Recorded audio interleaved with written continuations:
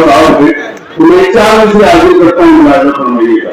शहर को मिलता फल खाया, अंधेर किया, घर तुझको तेरी भेड़ को भेजेंगे।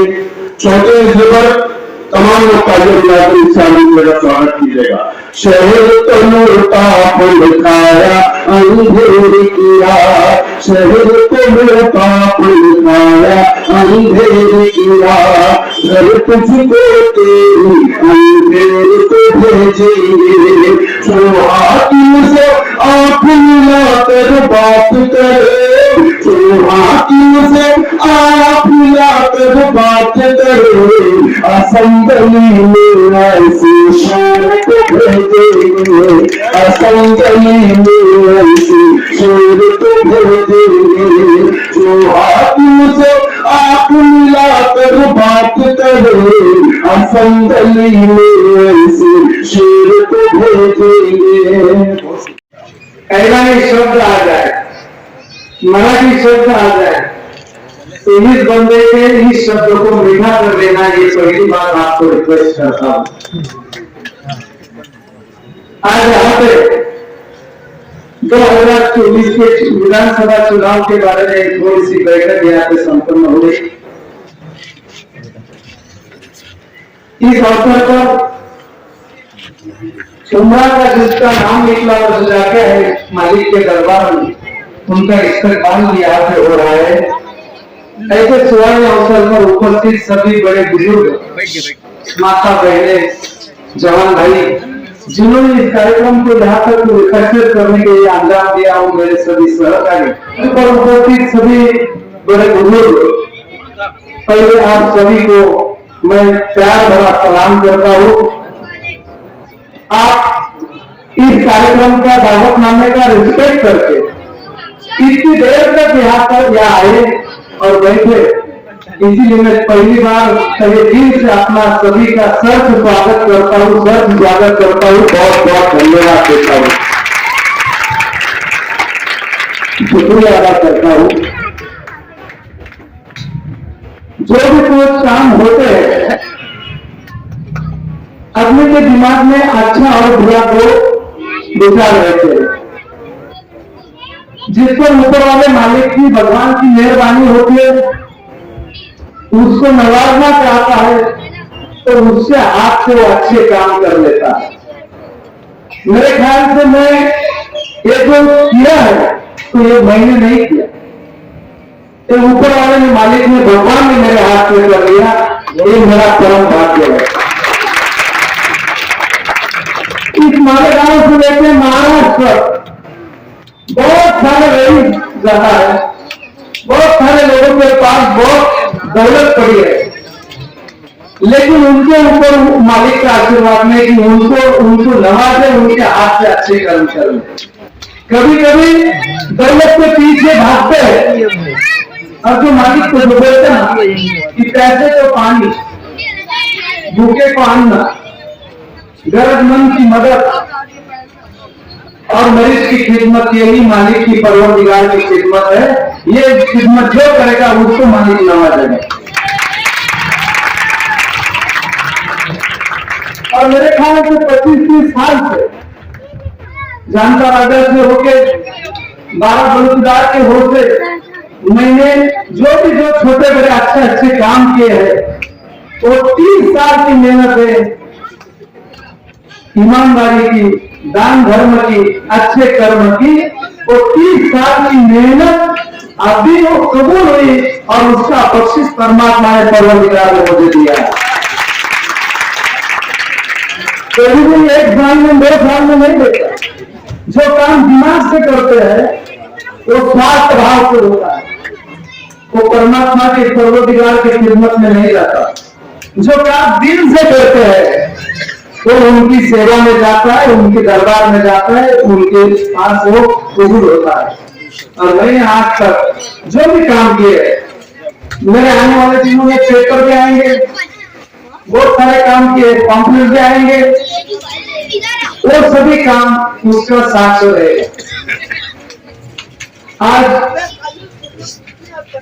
कुछ लोग पैसा इकट्ठा करते हैं, और वो सोच में तो थोड़ा सा गलत काम करने लग जाते हैं, तो उनके हाथ से गलत ही काम कर लेता है परमात्मा परवरदिगार। तुम कभी अपने तत्व और न्याय नीति से, मैं जिस पॉलिटिशियन में भी था, मैं कोई पार्टी का कोई तालुका प्रमुख ऐसा कुछ लिया नहीं, हाँ पद लिया नहीं। मैं शिवसेना से तालुका करके काम करता था आज के मंत्री महोदय के साथ, लेकिन मैं तालुका प्रमुख ऐसे कुछ लिया नहीं। ये सामने बैठा है, आज ये सियासत का माहौल बदल गया है। जो सेकुलर थे वो हिंदुत्ववादी हो गए, जो हिंदुत्ववादी थे वो सेकुलर हो गए। ऐसी सोच बदलते चली है। मैं तब भी काम करता था जब शिवसेना की चलती थी, तब शिवसेना की सोच थोड़ी सी सेकुलर नहीं थी। जिसके घर में नहीं थी वो मानते विद्यापीठ, ऐसी बातें करते थे। और सामने बैठे हुए मेरे मुस्लिम भाइयों के बारे में क्या क्या बातें करते थे, इसके साथ तब शिवसेना के मुख्यमंत्री सत्ता भी थी, तब शाखा प्रमुख होने के लिए भी लोग दौड़ते थे, जिला प्रमुख होने के लिए भी वो वसीला लगाते थे। लेकिन मेरा काम और कर्म और मेरा बर्ताव जो था, संगठन जो था, वो बहुत अच्छा था। मैं पत्थर ना होते भी एक तरफ बाला साहब ठाकरे का फोटो और एक तरफ मेरा फोटो डाल के चुनाव में एक 2020 के साथ पूरा मारे और तालुका, ये सिर्फ काम की वजह से पद मिला। और जिसकी पद ही नहीं मार्केट में, कुछ काम ही नहीं, पद लेके क्या करेगा? पद जाएगा तो उसको लोग भूल जाएंगे। मैंने बिना पद का काम ऐसा किया कि मुझे पद की जरूरत नहीं पड़ी।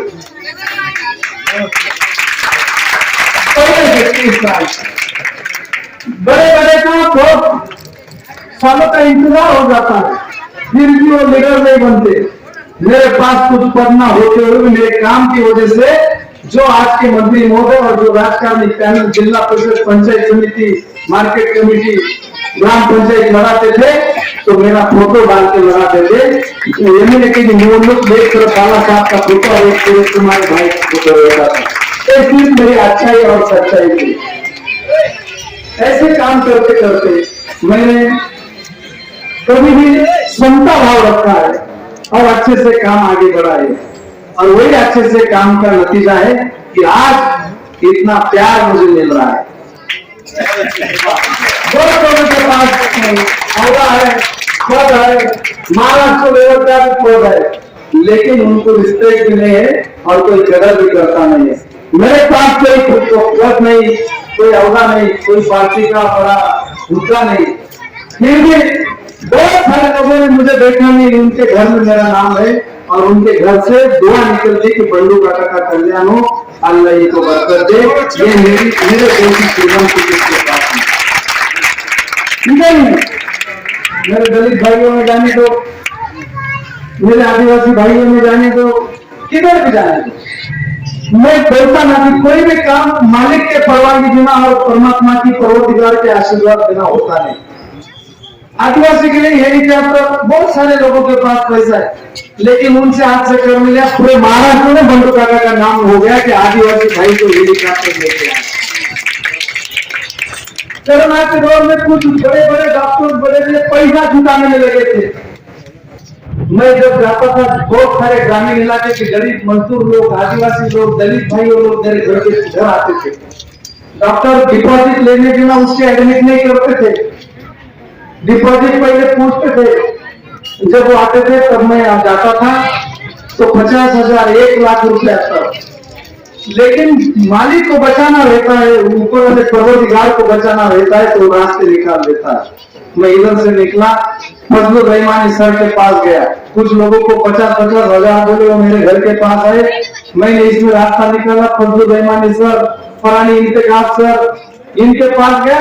जिसको 50,000 बोलते थे वो 2,000 में मेरे हाथ से क्लियर हो गया, क्योंकि 2,000 का बख्शिश मालिक को और परवरदिगार को मुझे देना था, परमात्मा को।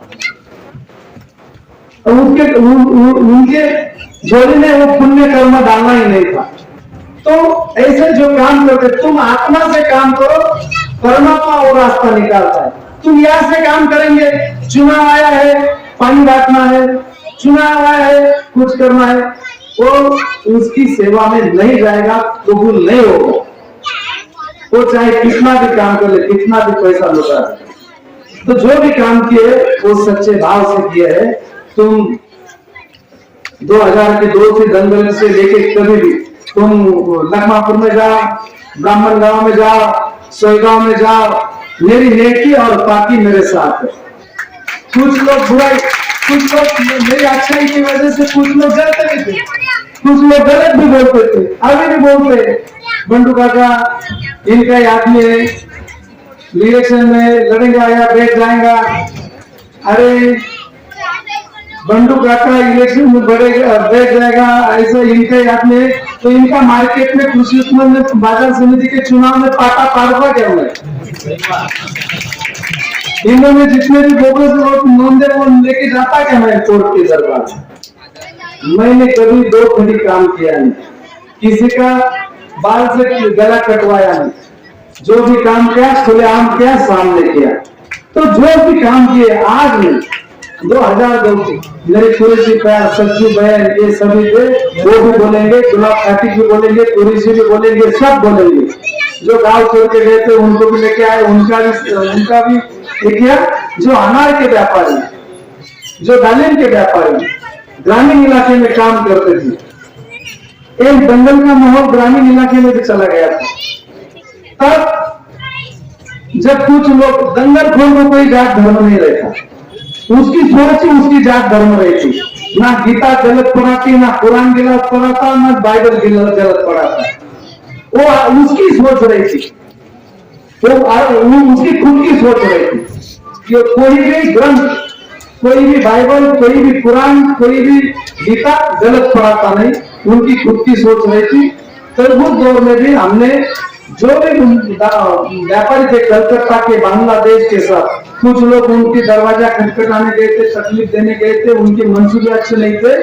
तो दूसरे ही दिन रात में ही हमको संपर्क किया आया, दूसरे ही दिन वो सभी 150-200 लोगों को इकट्ठा करके 3 दिन उनकी ये करके खामगांव के आगे, जो बांग्लादेश के थे बांग्लादेश, कोई दिल्ली के थे, इंदौर के थे, खामगांव के आगे उनको छोड़ने चले गए।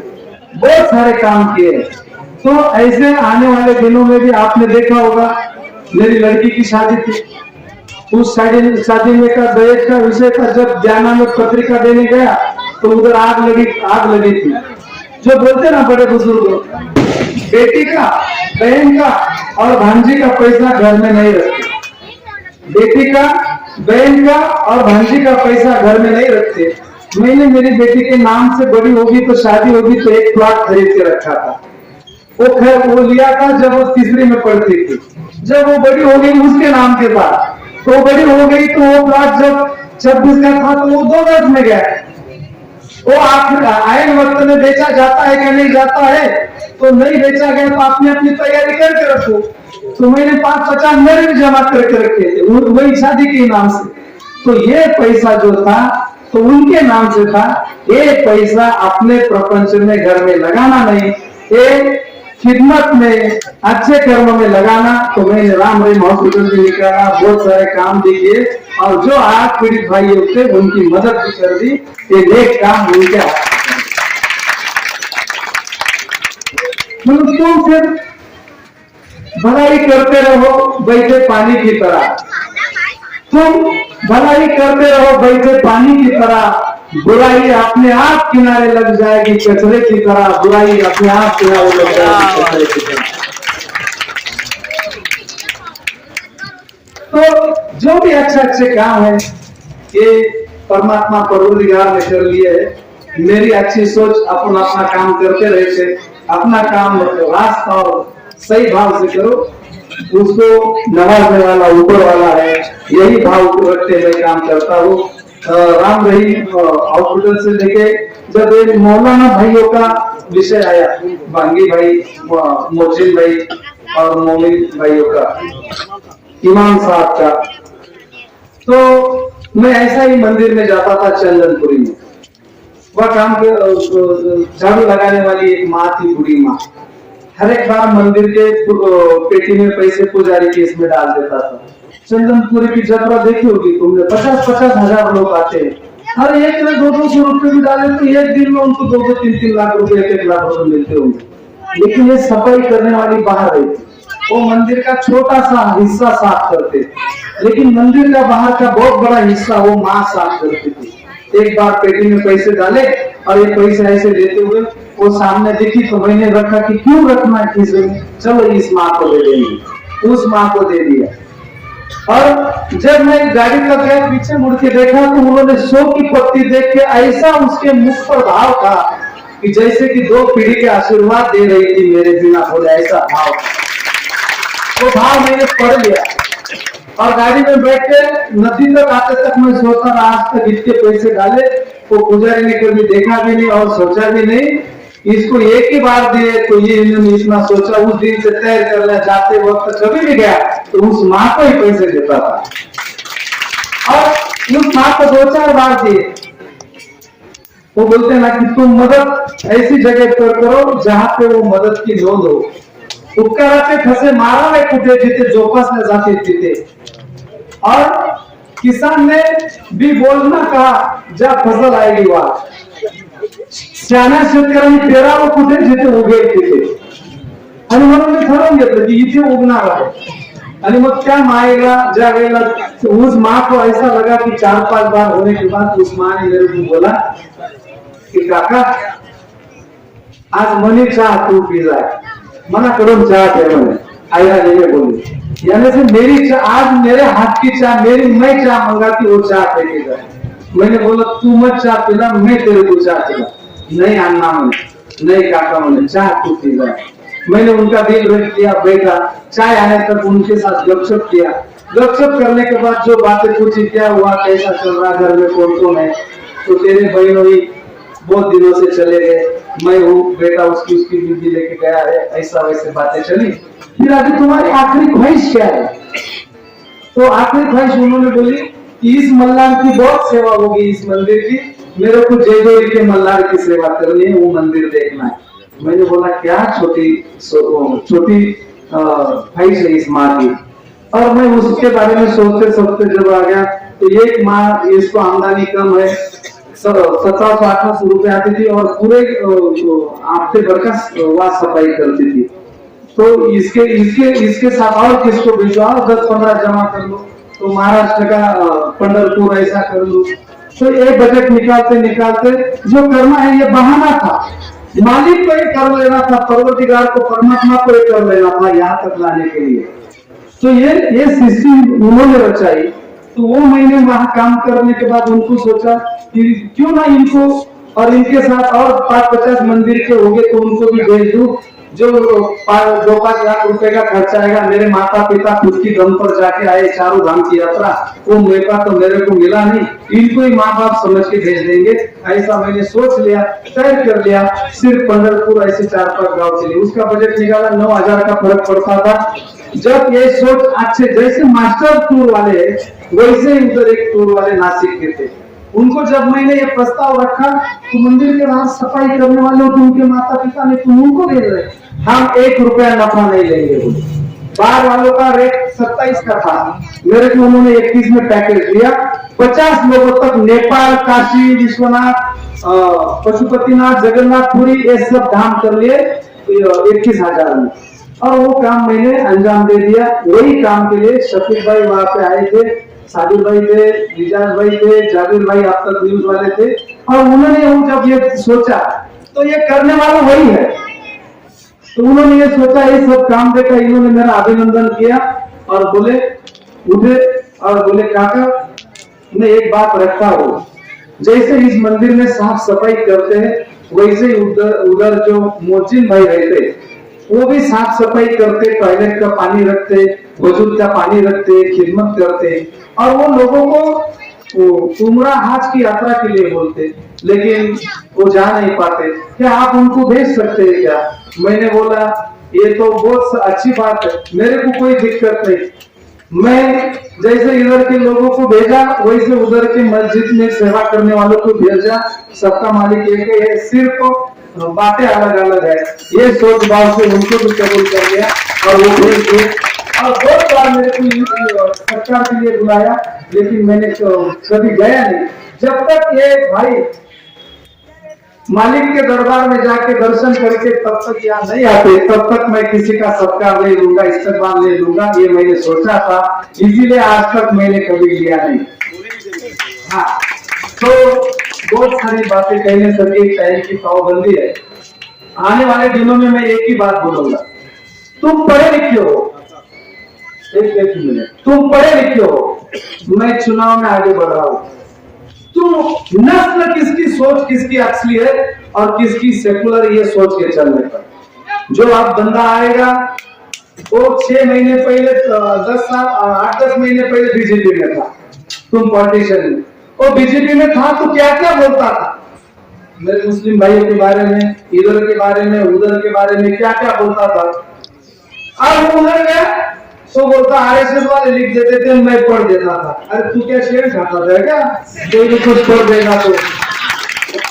ये बंदूका का शिवसेना में आके भी मुद्दा नहीं लिया और कुछ गलत काम नहीं किया, गलत सोच नहीं रखी, तो आने वाले दिनों में वक्त की पाबंदी है बहुत सारे। अरे मैंने कभी गलत काम नहीं किया, किसानों का खाया नहीं, बच्चों का खाया नहीं, तो पोषण आहार खाया नहीं, जो भी काम किए बहुत अच्छे काम किए, नेक पाक काम किए। एक भी काम गलत दिख जाए तो मेरे को आशीर्वाद मत देना, और उनका एक भी काम अच्छा दिख जाए तो उनको आशीर्वाद दे देना, बराबर।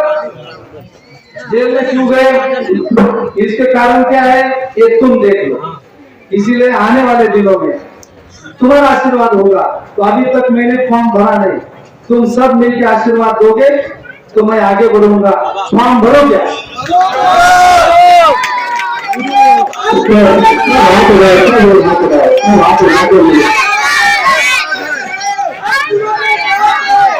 क्योंकि किसी राजा को, किसी कलाकार को, किसी डॉक्टर को, किसी हकीम को कोई जात धर्म नहीं रहता, वो सभी जाति धर्मों को होता है। कलाकार, डॉक्टर, हाकिम, राजा, ये एक जाति धर्म का नहीं होता, वो निष्पक्षपाती होता है, वो सभी का होता है। मैंने वही रास्ता चुनकर काम चालू किया है, आज से नहीं, पिछले 3 साल से। और इसीलिए कोई सी जातिवादी पार्टी का मैंने मुद्दा भी नहीं लिया, पद भी नहीं लिया, आप सभी उसके साथ चला रहे। तुम चाहे कौन से भी जाति धर्म से क्यों ना हो, तुम चाहे कौन से भी जाति धर्म से क्यों ना हो, तुम सिर्फ सच्चा, अच्छा, नेक पाक इंसान बनने का प्रयास करो। अंत में तुम्हारे कर्मों का ही हिसाब होगा, ना कि जाति धर्म का। धन्यवाद। जय हिंद, जय महाराष्ट्र, जय मालेगांव, जय राम रहीम।